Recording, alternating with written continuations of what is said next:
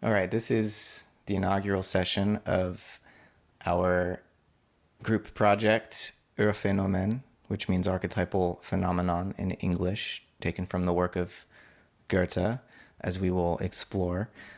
I'm Matt. This is Ashton. Hey, Ashton. Hello.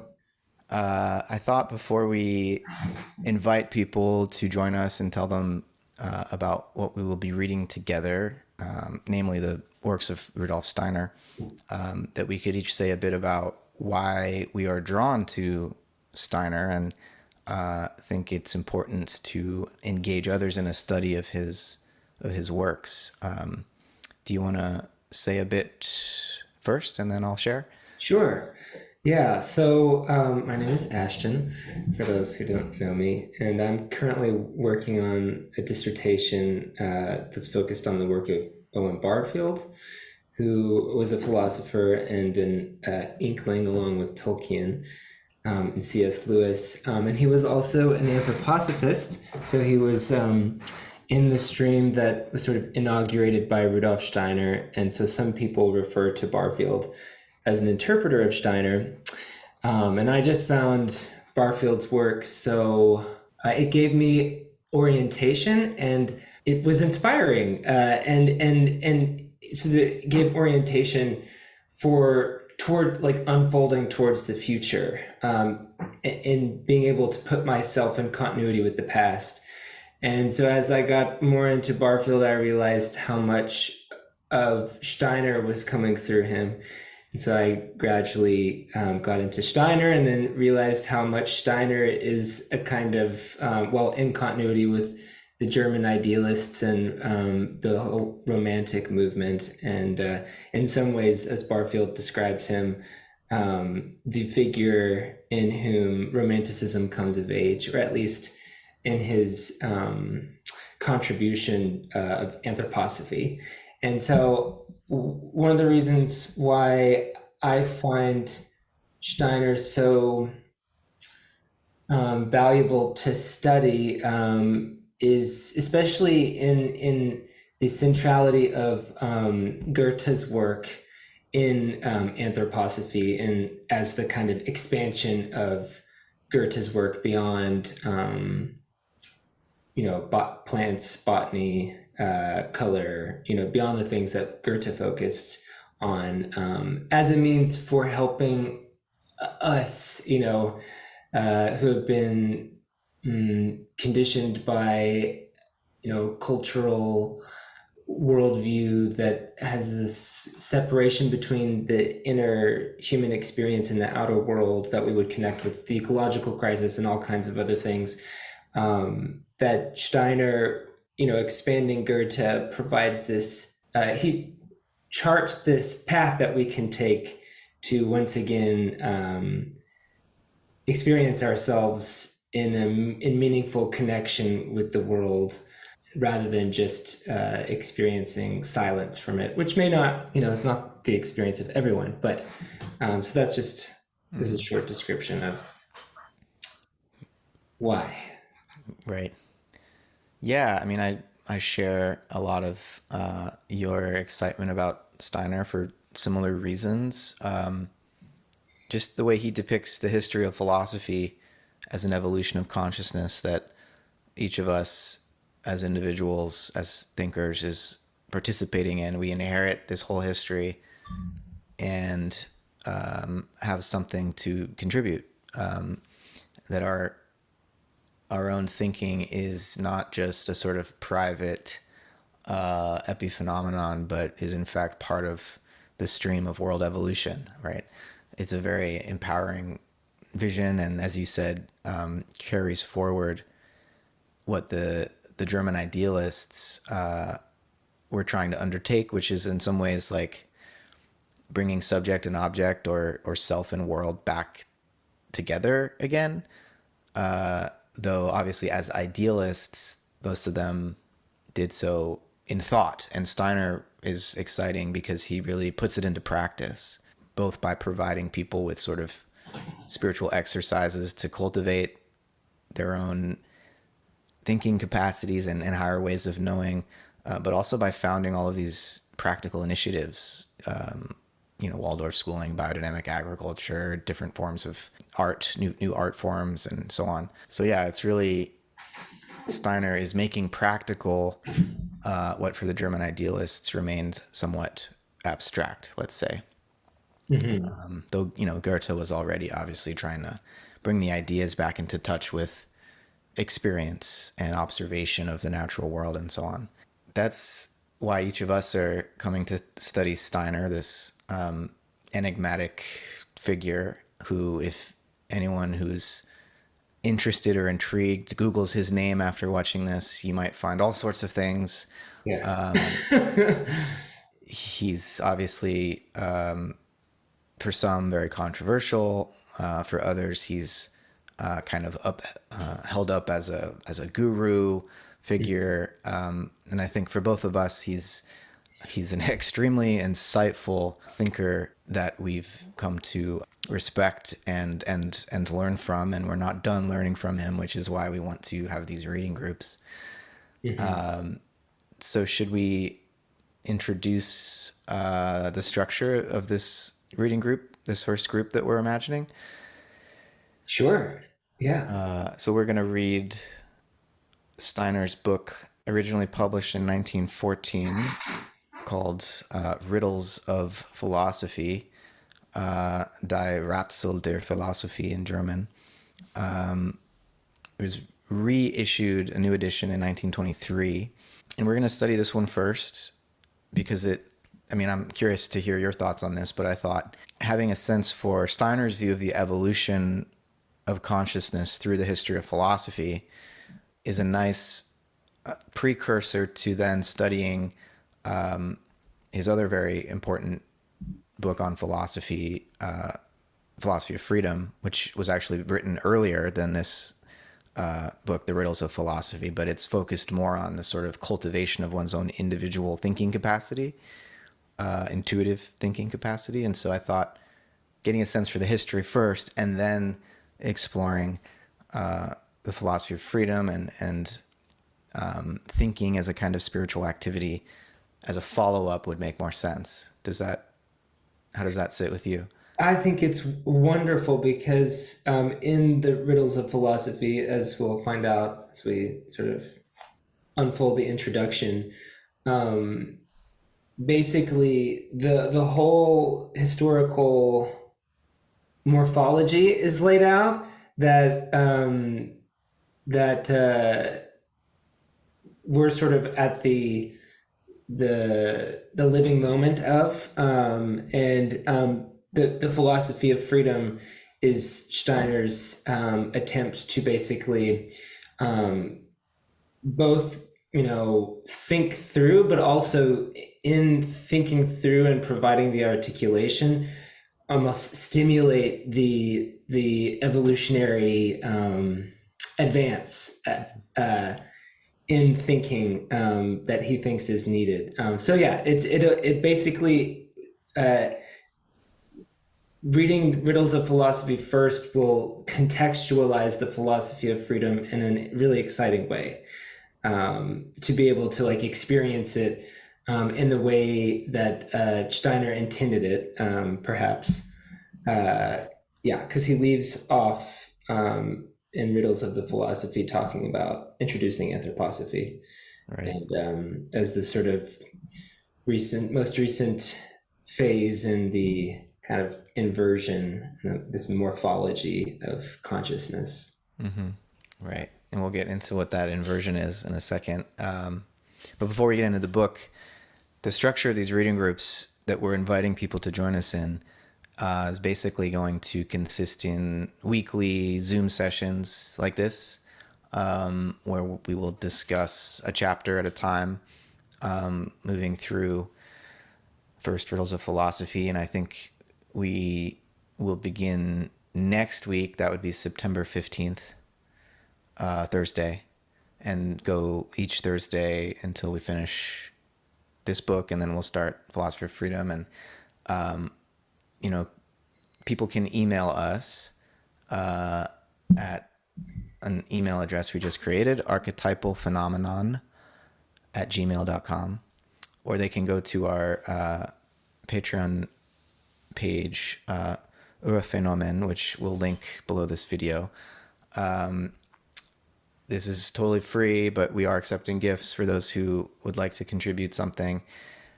I think this initiative for us is an attempt to engage in what Steiner called social threefolding, cultivating in particular the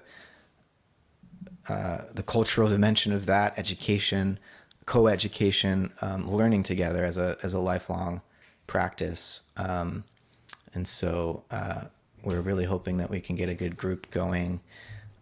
So do reach out to us about that. Yeah, or you can comment on YouTube. I mean, Yeah, that's if you whatever. do the email. Yeah. Yeah, we'll be checking all of these different outlets. And yeah, we do plan to record the sessions and post them on YouTube though. So just to kind of make the conversation as public as possible. So keep that in mind if you do want to join us, that we do plan to record the sessions. Yeah, I think that's all of the details about the structure. Why don't we get into the first book? And I think our idea was just to sort of introduce the book and talk about the prefaces and the general outline that the guiding thoughts rather on the method of presentation that Steiner lays out in chapter 1, and then wait to really dig deeper until next week when hopefully we have some other participants joining us. Awesome. So just as we begin to dive into this book, I wanted to say something about the title, but is there anything preliminary that you wanted to say? I was just going to begin speaking about the introduction. So if you want to talk about the title first. So the introduction by Fritz C.A. Colin. Just wanted to say a little bit about that. Yeah. Getting into the prefaces. Yeah. Well, just to say, I was wondering why riddles of philosophy rather than problems of philosophy or the mysteries of philosophy or, puzzles of whatever. Why riddles? And I looked up the German term Rätsel, and riddle in English and Rätsel in German share the same root derived from Latin and from Greek. Even in English, riddle can mean to pour a bunch of dirt in a sieve and shake it to let the dirt fall through to leave the gold or the gems or whatever you're trying to sift from the dirt out. And so riddle implies a sort of sifting through or a separation of the gold from the waste product or what have you. And so this helped me understand better why this term, that the evolution of consciousness through the history of philosophy does involve this process of separation. This is alluding to your comment about an inversion, that the history, as we'll see, as Steiner tells it, involves a gradual separation of the human self from the cosmos, and then the need to, in our time, turn around and reconnect with the cosmos. But initially, up to this point, to our present moment, there's been a separation or a sifting to distinguish between what is the human self and what is the natural world, right? And so I think maybe Steiner had this in mind when he chose the term riddles of philosophy, but maybe I'm reading too much into it. I don't know. Well, I like that. It's great to have that etymology and the way in which it suggests a working with, like, kind of like molding, some kind of material, because I just have this quote that I wanted to share as one that I felt like conveyed what is meant by riddles. And so, like, later on when we talk about the Steiner's actual introduction to the Riddles of Philosophy, he talks about how like this whole process is, you know, when the philosophies are really decisive and the ones to be focused on, that they are really decisive because they're dealing with questions that are central to that sort of historical context, and the sort of self-understanding that needs to arise. And so the guy who wrote the introduction, Fritz C.A. Cullen, I think that's how you pronounce his name, Mm-hmm. he writes, referring to Steiner's works on Nietzsche and Goethe, that they reveal that these philosophers, or their, well, I guess Goethe is not traditionally thought of as a philosopher, but Steiner's works on their thought reflected his orientation towards that work as revealing an inner struggle of the spirit that is caused by the spiritual situation of their time. So like when you're talking about the riddles and the sifting, it's like, you know, the philosophical engagement is stimulated by the need to sift and to find the gold for that given time Mm-hmm. and context. Right. Right. And yeah, and so just to say also that this book is delimited to, you know, what is called the Western philosophical development. Mm-hmm. Right. Yeah, I think Fritz Koln is also the translator. He must be. Oh, okay. Doesn't my edition doesn't actually Yeah, it doesn't directly say say. who the translator is, but I assume as the introducer, he is the translator. Not always the case, but it might be. They Yeah. didn't say, so I'm gonna assume that. Um, but yeah, I think this reflects the sense in which, as Steiner will reiterate in his prefaces, that philosophy is not just like playing with ideas. It speaks to a real life need. He makes the analogy between hunger in organisms, that there's a sort of hunger of soul that drives human beings in the face of these riddles unique to each historical epoch. That there's a hunger that drives us to understand ourselves and the world, and that we really can't even be fully human unless we respond to that call. And I think it just speaks to all the ways in which our true humanity, our human calling, is subverted by the distractions in our very commodified cultural life nowadays.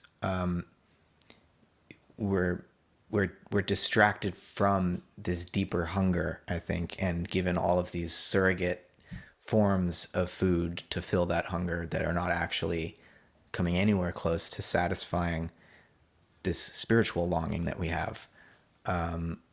So there's a kind of urgency to renew our connection to these depths and to these riddles. And that's one of the reasons studying this is so valuable, I think. Hmm. Yeah, he says that hunger is the know thyself Mm-hmm. hunger of the soul that awakens at a certain point and is right engaged with or met in different ways in different times.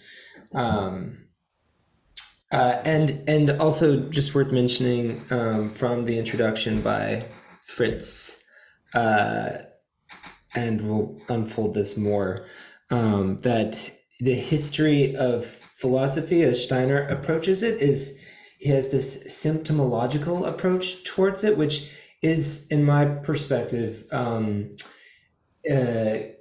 the yeah his expansion or extension of Goethe.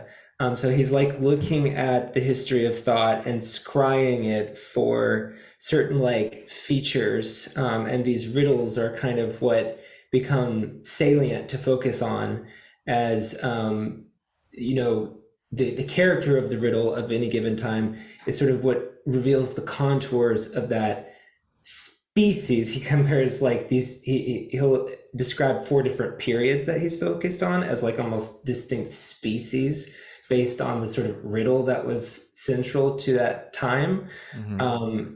That is also like these understood as these different phases in a kind of organic development where, well, there's no final absolute philosophical conclusion because it's a process that continues to work itself out. And that is also mediated by the personalities of the individuals involved. Maybe from there we can like jump into the prefaces. Yeah. Yeah. I mean, just like why even study the history of philosophy is a question that, strangely enough, many academic philosophers trained in the analytic school of thought would ask. They don't often think that history is important because all we need is to think logically and scientifically using the tools, the concepts available in the present, to sort out the truth. Whereas other approaches to philosophy that might inherit the German idealists, for example, would take history very seriously. And what Steiner says that I love is that those of us who are struck by that feeling of wonder, like that, Aristotle says all philosophy begins in wonder, right? We strive to understand the source of this wonder and this amazement, and in our own thinking activity and striving, when we study the history of philosophy, we can feel met and feel like we're part of what he calls a universal need of the human soul, right? That others before us have struggled with these problems, and so it gives us a strength to continue a feeling of participating in a lineage. But it's really important to have a sympathetic, participatory approach to this history, so that we can get in the on the inside of these worldviews and the ideas and thoughts and consciousness, really, of earlier philosophers, rather than judging them from what we believe to be the correct perspective of the modern period. Say, like, I always use Bertrand Russell's History of Western Philosophy as an example of how not to do history of philosophy. Barfield has this great term, chronological snobbery, and it's on display on every page of Bertrand Russell's history, because he has no sympathy, no sympathetic imagination or capacity to inhabit the perspectives that he's criticizing. Whereas Steiner's reading, and other historians like our friend Rick Tarnas, his Passion of the Western Mind, is a book that exemplifies, I think, a very anthroposophical reading of the history of philosophy as a sympathetic attempt to reconstruct from the inside out, as it were, what these ideas meant to those who were originally contemplating them. Mm-hmm. Yeah, that's so important. That hermeneutics of charity, uh, or also just described as like a kind of sympathetic participation in what's being conveyed by the words, the articulation. Yeah. And then, Which Go ahead, go ahead. well, just as an example of that way of reading the history of philosophy, he brings up the sense that some people might have of the contradictions in Yes. that history, where one thinker refutes the ideas of another, and it just seems like, oh, I have to choose a side. Am I an idealist or a materialist, or a nominalist or a realist, or whatever? And he says, using the example of Hegel and the philosopher, the German idealist, and Haeckel, the biologist, 19th century biologist, Steiner shows how, we can sympathetically live into the materialistic thinking of a materialist, and sympathetically live into the idealistic thinking of an idealist, and gain insight into the evolution of consciousness from both of them. And we don't need to we don't need to impose our own likes and dislikes or our own biases on these thinkers. If we actually want to understand them, we have to see the facet of truth that they are expressing. And I guess the larger point would be to see truth as a process that involves apparent contradiction, but is constantly overcoming those contradictions, arriving at a more integrated perspective. Yeah, and even apart from those contradictory or seemingly contradictory perspectives, and being able to glimpse the or participate imaginatively in the process. He also describes just the strengthening that can arise from immersing oneself in Hegel's thought. He says that strengthen one's power of spontaneous active thinking, whereas Hegel, or different, obviously it's not like every philosophical articulation is necessarily going to offer us something, but most of the, those who are serious probably do have something to offer anyone. But yeah, he was also addressing in this preface that you're referring to, 1923, and then in the first preface, being sort of criticized by people for being seemingly contradicting himself, Steiner, because he presents so sympathetically Hegel, for example. But what he says in the preface for 1923 is that he's really trying to demonstrate the positive reading to show what remains in spite of contradictions. In this preface, he also acknowledges openly that this approach, this hermeneutic approach that he has, is consistent in direct continuity with his spiritual perspective. So I want to read that real quick. So this is, if you have this, we can send this PDF or make it available. Page 14 of the PDF, it's in the preface, 1923. So he writes, whoever intends to acquire or preserve for himself an intuition of this kind must develop the ability to suppress his own sympathies and antipathies. So he's talking about intuition, intuitive insight into this spiritual dimension of the world, and to surrender with perfect objectivity to the subject of his contemplation. So basically to assimilate ourselves to what we're seeking to know. He must really, in presenting Haeckel's mode of thinking, be capable of being completely absorbed by it. It is precisely from this power to surrender to the object that he derives spiritual intuition. My method of presentation of the various world conceptions has its origin in my orientation toward a spiritual intuition.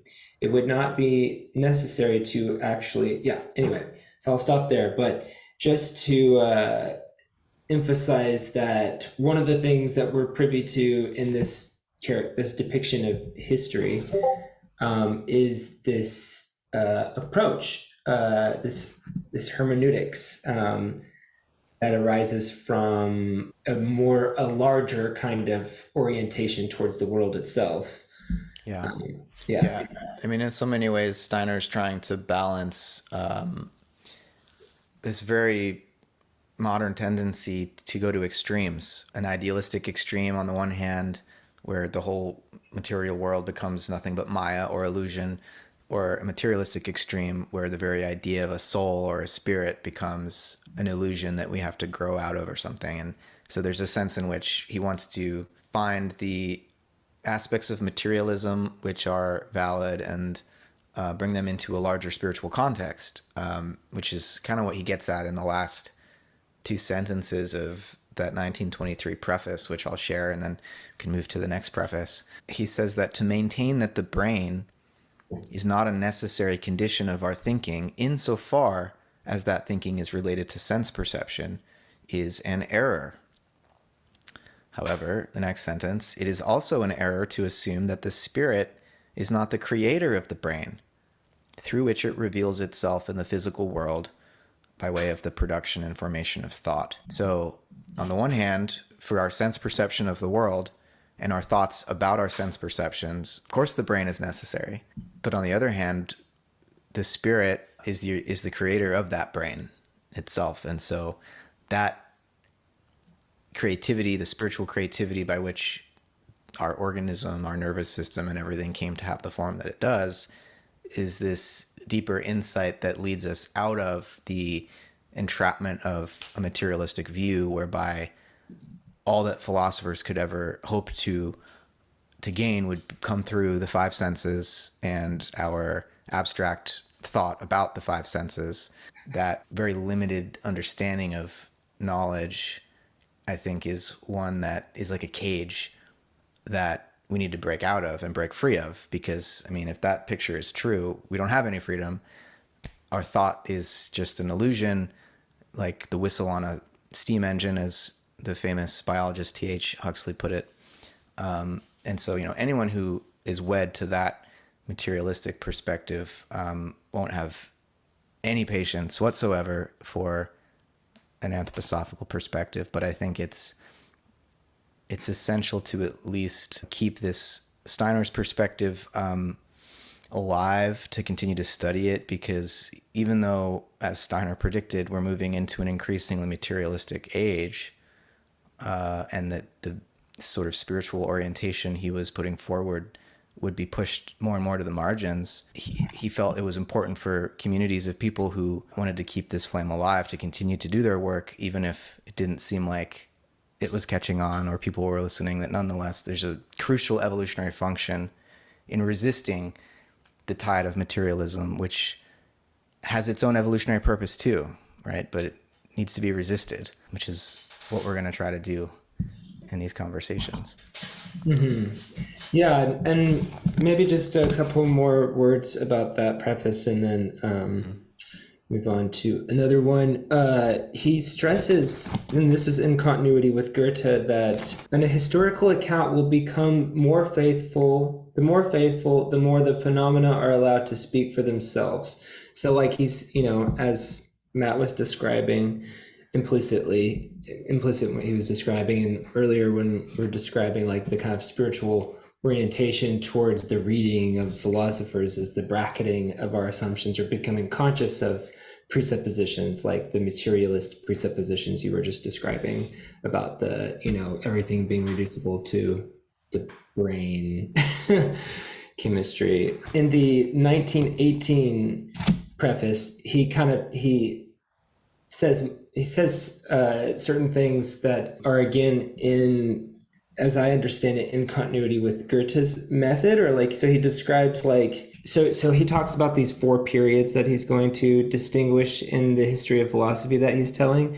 And he says that perspective arose for him through an unprejudiced examination of, or observation, as he says, observation of the facts, just as a natural scientist derives laws from an unprejudiced observation of the facts. So he's really stressing like that's what he thinks he's doing, and he would like us to read what he's doing that way. And so he's selected from the vast array of phenomena that could be selected from the history of philosophy. Only what seems most salient to him, based on what he describes as like, the philosophy being concerned in this 1918 preface with like questions that are really vital for self-understanding in a given historical context. Yeah, I mean, he says it is the question of the relation of philosophical contemplation to immediate life that is important in his study. Every philosophical thought that is not demanded by this life is condemned to remain barren. Yeah. Even if it should attract a few readers for a time, etc. This observation that he's trying to make in the history of philosophy of these archetypal patterns that, as he will describe, come in these four major phases or epochs. It's a form of spiritual science, or Geistwissenschaft in German, which is the complement to Naturwissenschaft, or natural science. And in natural science, the whole idea is to look for laws, right? Like lawful patterns in what we observe. And typically, spiritual science, it's not a normal way of thinking about it in English among Anglo-American academics, usually we think of the humanities, and the idea that you could find laws at work, or that implies like human nature. And the whole idea of a universal human nature has come into question in contemporary humanities. So Steiner's spiritual science is an attempt to really say, hey, we could do science, we could have a science of the spirit, a science of consciousness, of human consciousness that's experiential in orientation. It's not about like quantitative measurement. It's not that kind of observation. It's an intuitive form of observation, right? We're like observing our own thinking and observing the thinking of others that's recorded in their writing, which we have to breathe new life into when we read it with a hermeneutics of charity. And so Steiner is swimming against the grain, I think, in this effort to really legitimize what he calls spiritual science. But the fruits of his study are there for us to see, right? So I just want to share this perspective because I think it reflects, it helps us to orient to Steiner himself and what he's bringing, and also to our own attempts to contend with the questions of our time philosophically, and the fact that they'll be eventually outgrown. So he says, whoever wants to view the history of human thought development from a fruitful point of view must be able to admire the greatness of an idea in one age, and yet be capable of producing the same enthusiasm in watching this idea as it reveals its shortcoming in a later period. He must also be able to accept the thought that the mode of thinking to which he himself adheres will be replaced in the future by an entirely different one. This thought must not divert him from recognizing fully the truth of the view that he has conquered for himself. The disposition of mind that is inclined to believe that the thoughts of an earlier time have been disposed of as imperfect by the perfect ones of the present age is of no help for understanding the philosophical evolution of mankind. So, right. I guess Bertrand Russell, as you were describing. Yeah, that would be chronological snobbery, as Barfield describes it. He originally wrote in 1901 World and Life Conceptions of the 19th Century, and then when he went back later to revise that, he realized it would be helpful to really trace the whole history of philosophy going back to the 6th century BCE in Greece to better understand what happened in the 19th century. And then he adds also at the end an outlook for the present moment, the possibilities for philosophical thinking in the present at the end of this book. But yeah, chapter 1 is where the action starts. Yeah. Guiding thoughts on method of presentation. Do you want to lead us into that? Well, you kind of already did earlier when you were talking about the soul has its own hunger, and he introduces that with that motto that was inscribed on the temple of Apollo: "Know thyself." But again, it's sort of indexed always to the historical context. But he also says that from his point of view and his observation of the facts, that philosophy emerged at a certain time, at least in his focus on the West, from a context. So he starts with Greece, and he mentions Thales and Pherecydes as far back as 6th century BC. That thought was beginning to sort of emerge independently then from a once prior to that human beings lived more in what he describes as like a picture kind of consciousness, where and this is sort of the beginning of the Greek philosophy, where the experiences of thoughts, perceiving thoughts in the world, and that the thoughts come from without through perception, but that before the kind of the distinctness or the clarity of thought started sort of showing itself in perceptions, there was more of this kind of immersion in the world picture or imagination, symbol thinking. Right. I mean, you could describe it, as many later commentators have, like Robert Bellah, for example, as an emergence of a theoretical form of consciousness out of a mythic form of consciousness, right? Yes. Admonition, or this injunction, know thyself, it strikes the soul in a way that almost forces it to wake up from a dream and begin to consider itself. Though initially, as you're saying, in ancient Greece, it was as though thinking was a form of perception. And Steiner says they could perceive the concepts that went with what they were observing in the natural world, just like we perceive colors attaching to shapes in our environment. And so it was a much more natural, kind of seamless form of thinking. But there's a point he makes before we get into the different epochs that I thought was important, where he talks about the development of a healthy human child as they gain the capacity for memory, which in its own way feels like waking up from a dream. It's only through the cultivation of memory that we gain an initial sort of glimmer or inkling of ourselves. And some of us maybe have memories going back to like 3 or 4 maybe, but it's like at some point you start to lose conscious memory of yourself. And so that's a significant threshold that's crossed. And he talks about how this next form of development, when we're developing our own self-conscious thinking capacity, it doesn't happen naturally in the way that memory does. It requires almost an act of free will. Like, not everyone feels compelled to answer the call to know thyself, right? That's the philosophical life. For most people,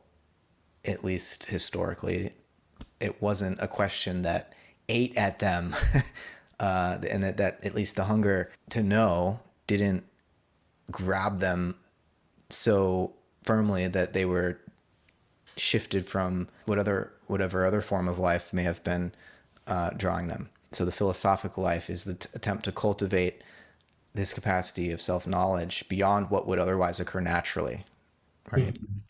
Yeah. So yeah, really meeting that hunger.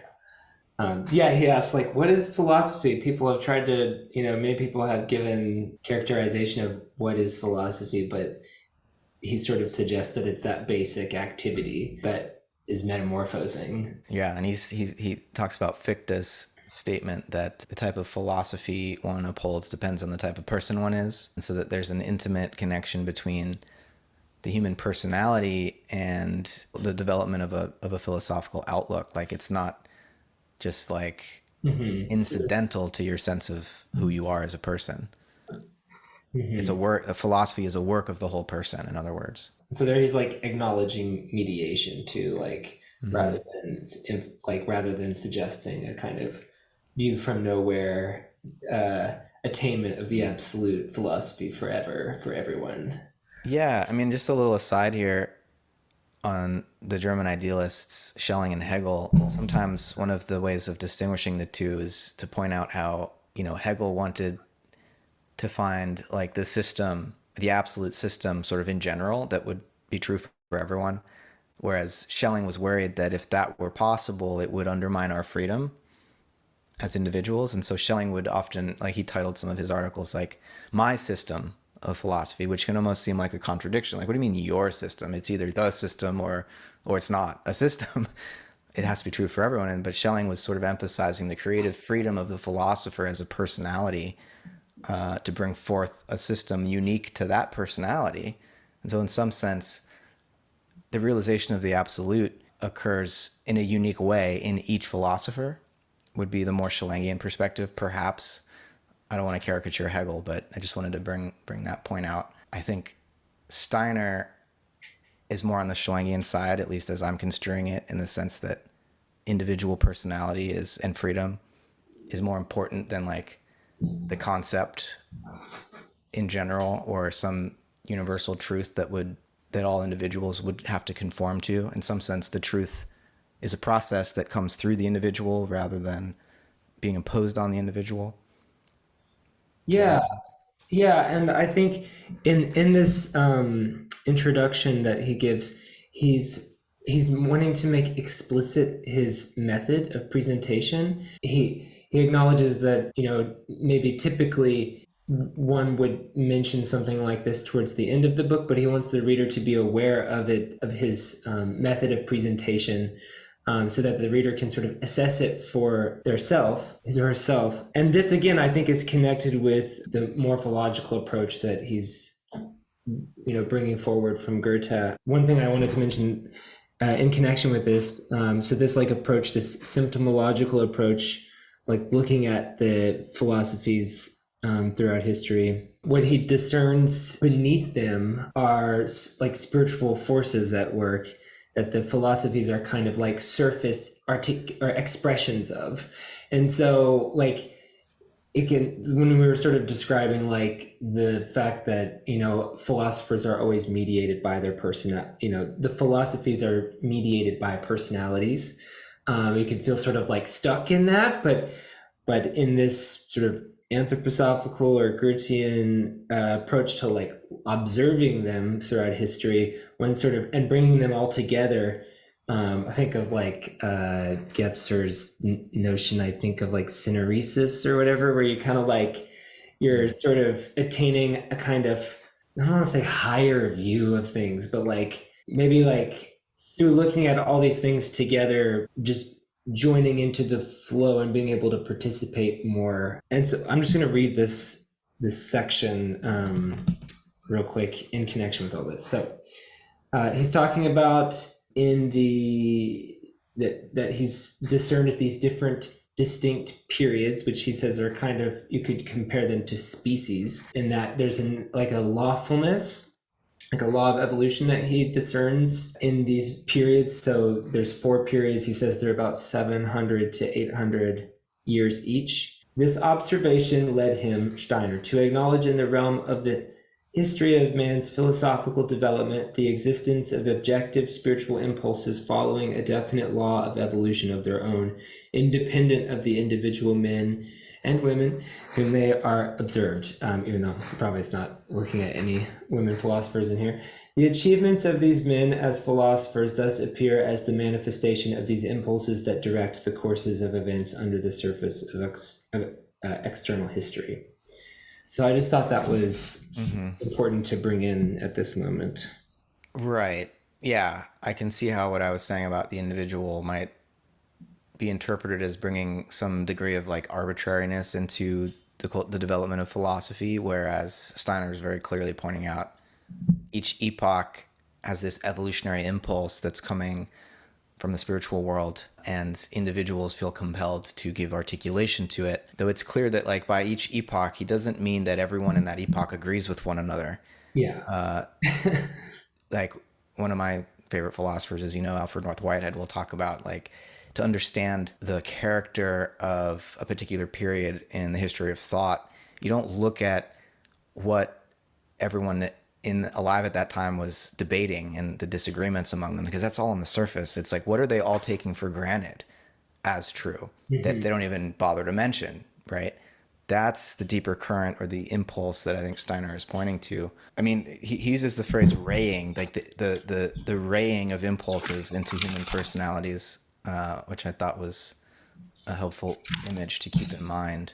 Basically, as you were saying, these 700 or 800 year epochs, going back to the 6th century BCE, begin with the ancient Greek epoch, where, as we were saying, there's sort of the emergence of a theoretical capacity out of the imagistic picture consciousness and immersion in myth and story and so on. And the pre-Socratics typify this, but then it climaxes with Plato and Aristotle. And then the next epoch, the second epoch, would be the early Christian period, where thought really focuses in on like this inner soul life and takes on a really religious dimension and is more concerned with the feeling of that thought is an expression of this soul life. And then it's in the third epoch, that in the medieval scholastic period, that there's a real effort to refine the thinking capacity and the products of thought, which leads to the whole debate between nominalism and realism and the cultivation of abstract thought to really as far as it could be taken. And then there's the fourth epoch, which we're still in, which you could characterize as the modern scientific epoch, perhaps. Thinkers like Giordano Bruno and René Descartes are mentioned as some of the early inaugurators of this mode of thought. And at this point, the self, the soul, has become so separated from a natural world that is now deemed to be entirely dead, mechanical, without life or soul.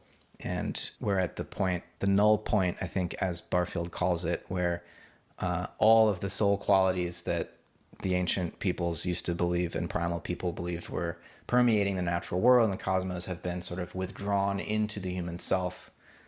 The natural world's been totally disenchanted, and modern philosophy is dealing with the task now of trying to reconnect in some way to nature. So what do we have here? So this is just what I would describe as like the kind of inversion that the morphology describes. So like at the top you've got like, I wish I could loop it. I don't know how to loop it. You've got the activity, like a thought coming from outside. If you think of the sphere as like the human subject. And so the ideas are being received through perception of the outside world. And then Steiner describes this also as a kind of like, he's always using, because this is like a living process for him. He describes it, perhaps connected with the etheric, describes it as in botanical terms. So you could almost imagine that he says as the Greek sort of emergence of thought in, Pherecydes, Thales, and afterwards, he says there was gradually a kind of self-dependence that arose out of the experience of thought being received through perception. And then it was sort of like taken in, Steiner describes, and that was his Pherecydes, Thales, 6th century BC to, the beginning of Christianity. And he says that second 700 to 800 years began with the beginning of Christianity. And he said, it's almost like you could imagine the seed achieving like a kind of self-dependence from the plant coming within the subject. So like this second circle. So thought is sort of like it kind of comes into the subject and is nourished and kept warm by religion, the Christian religion, and then begins to achieve a kind of perception or like the concept of self, like the self-consciousness gradually through the kind of incubation of Christianity. The way he describes the transition from the kind of imaginative mythic consciousness to the theoretic terms we might use. As long as the human soul conceives world phenomena through pictures, it feels itself intimately bound up with them. The soul feels itself in this phase to be a member of the world organism. It does not think of itself as an independent entity separated from this organism. As the pure pictureless thought awakens in the human soul, the soul begins to feel its separation from the world. Thought becomes the soul's educator for independence.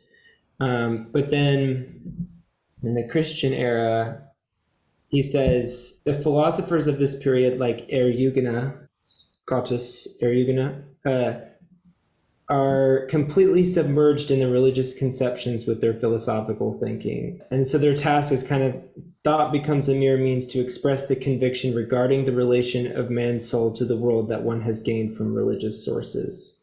Grows like the seed of a plant in the soul of the earth until it breaks forth into the light. And then we have, like you were saying, with the nominalists and the realists and the scholastics, like with this third period, thought becomes, they're trying to like work out exactly what thought, the reality of the thought content in relation to the world. And then the fourth period, Descartes, Spinoza, Leibniz, and we're still in that. He says we're halfway through it. And it's basically, with the sciences, this independent nature picture has emerged without, but we don't know how to, we're trying to figure out the hunger that we have, the riddle we're trying to resolve is like how to unite our self-consciousness that has arisen with that picture of nature to which it has no relationship currently. Right. And then he ends this chapter pointing to the future human life and cognition. He says, through this, the soul should be able to develop a world picture out of its own self-consciousness in which its true being can be conceived simultaneously with the picture of nature that is the result of the modern scientific development.